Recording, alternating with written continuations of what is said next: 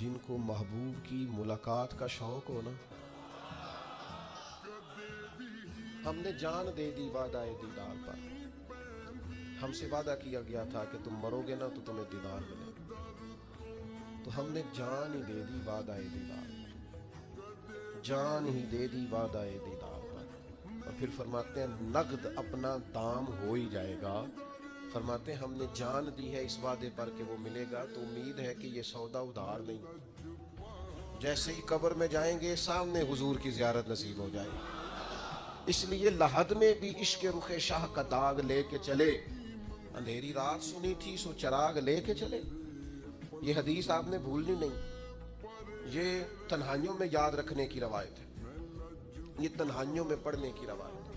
یہ اپنے ذوق کو تازہ، جو لوگ کہتے ہیں نا وجد سرور کیف میں جانا چاہتا ہوں، وہ مشکات شریف کی اس حدیث کو دیکھے.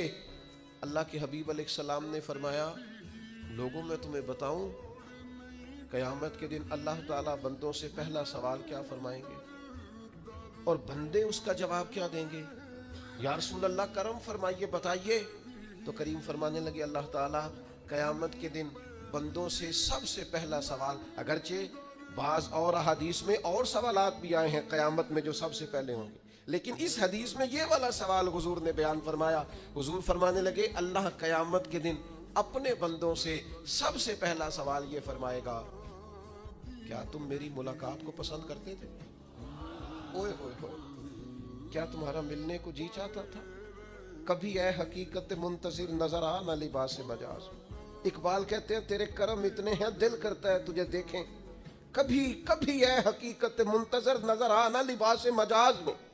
لاکھوں سجدے تڑپ رہے ہیں میری جبین نیاز میں. تمہارا دل کرتا تھا مجھ سے ملنے کو؟ حضور فرماتے بندے عرض کریں گے مالک بڑا دل کرتا تھا. تو پھر اللہ فرمائیں گے یہ گفتگو کی معنویت تو دیکھو یار، اس کا حسن تو دیکھو. اللہ پھر پوچھیں گے کیوں دل کرتا تھا تمہارا؟ دل کرتا تھا تو کیوں کرتا تھا؟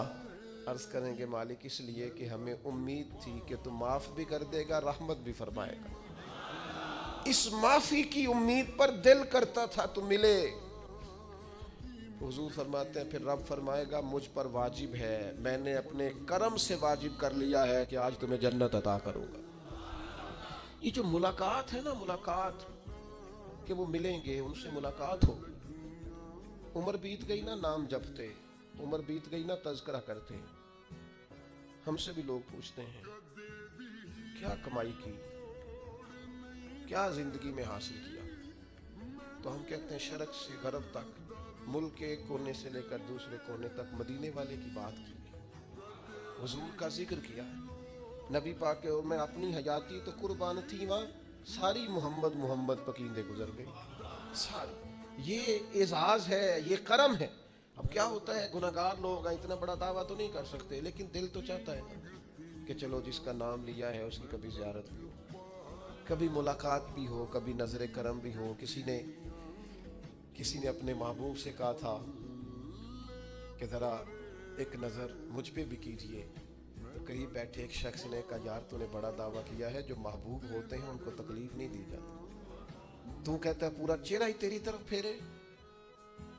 تو پھر اس نے اس درویش سے پوچھا کہ میں بھلا پھر کیا کروں، میرا دل تو میرا بھی کرتا ہے نا. چلو یہ تو آپ کی بات ٹھیک ہے کہ اب میں محبوب سے کہوں کہ اتنی تکلیف کرے کہ میری طرف پورا رخ پھیرے تو ٹھیک نہیں، تو پھر بتائیں میں کیا کروں. تو اس نے کہا ان راہوں میں کھڑا ہو جا جن راہوں کی طرف وہ کریم دیکھتا ہے. چلو اسی با کردار کو دیکھتے دیکھتے بیچ میں تیرے اوپر بھی نظر، مجھ پہ محشر میں نصیر ان کی نظر پڑ ہی گئی. مجھ پہ محشر میں نصیر ان کی نظر، اوئے ہوئے اللہ کرے آپ کو بھی وہ لطف آئے جو مجھے آ رہا. کہتے مجھ پہ محشر میں نصیر ان کی نظر. یہ انتہائی عاجزی ہے کہنے والے کی. اس نے بالکل اپنے آپ کو ختم کر کے کہا کہ میں قابل تو نہیں تھا اور میں پھر تکلیف دیتا کہ میری طرف دیکھیں اسپیشل میرے لیے وقت نکالیں. پر کرم یہ ہوا کہ مجھ پہ محشر میں نصیر ان کی نظر پڑ ہی گئی. کہنے والے اسے کہتے ہیں خدا کا کرنا، کہنے والے اسے کہتے ہیں خدا کا کرنا. اللہ نے کیا کہ نظر مجھ پر پڑ ہی گئی، اور جب پھر پڑ گئی تو تیری ایک نظر کا کمال ہے اور میری زندگی کا سوال ہے. بس جب پڑ گئی تو سو پھر پڑ گئی. موت سے وہ بندہ کبھی نہیں ڈرتا جسے ملاقات کا شوق ہو. ملنا چاہے داتا علی اجمیری سے اور موت سے ڈرے, ملنا چاہے حضرت غوث پاک جیلانی سے اور پھر موت سے ڈرے. زندگی گزری ہو علی علی کرتے پھر موت سے ڈرے. عمر بھر سیدنا عثمان غنی کی سخاوت کی بات کی ہو اور پھر جنت میں جا کے ان سے ملنے کا شوق پیدا نہ کرے. ساری زندگی سیدنا فاروق کا عدل بیان کیا ہو, ساری زندگی ان کے انصاف کا تذکرہ کیا ہو, پوری امت کو بتایا ہو کہ اگر جینا چاہتے ہو تو عمر کے رستوں پر چلو, اور پھر یہ موت سے ڈرے اور مر کے جناب فاروق اعظم کی زیارت کو پسند نہ کرے. جسے صدیق کی وفائیں یاد ہو, جنہیں جناب ابو بکر صدیق کا عشق یاد ہو, وہ پھر ان کی زیارت نہ کرنا چاہے اور ساری عمر حضور کی نعت پڑھی. مانا نہیں آتا تھا پھر بھی کہا بلغ الغلا بکمالہ کشف الدجا بجمالہ حسنت جمیع خصالہ صلو علیہ والہ. سے نہیں ترجمہ آتا تھا پر جب بھی کو پڑھتا تھا یہ بھی جھومتا تھا. مولا یا صلی وسلم دائماً. او میرے عزیز یاد رکھو, ساری زندگی حضور کی نعتیں پڑھی, نبی پاک کے تذکرے سنے, اب موت سے ڈر جائے. حالانکہ موت تو ایک پل ہے, پل سے گزریں گے تو سامنے اللہ کا دیدار بھی ہوگا, مدینے والے کی زیارت بھی نصیب ہے.